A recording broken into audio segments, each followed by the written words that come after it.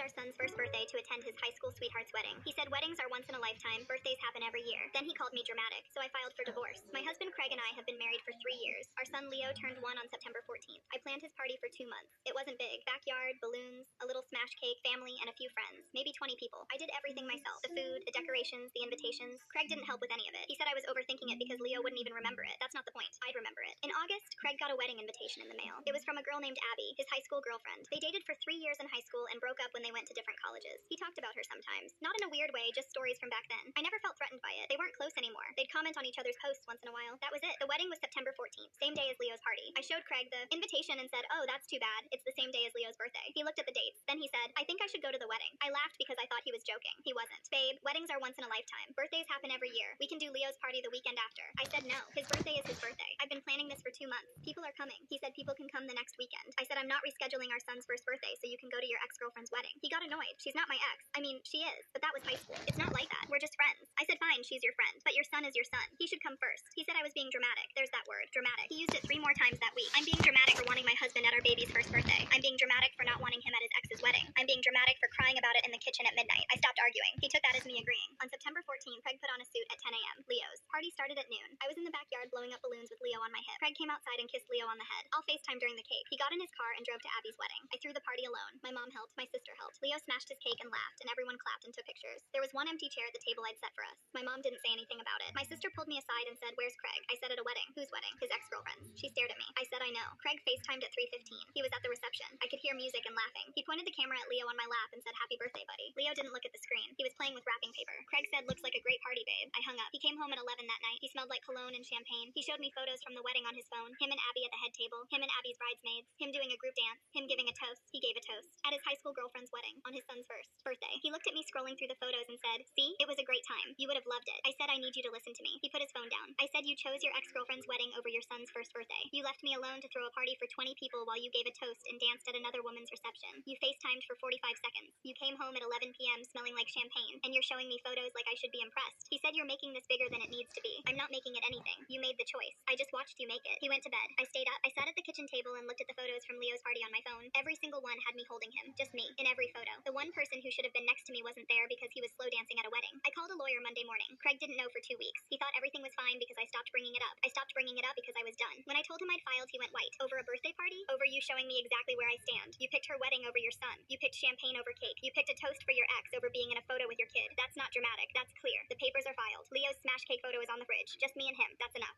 My husband skipped our son's first birthday to attend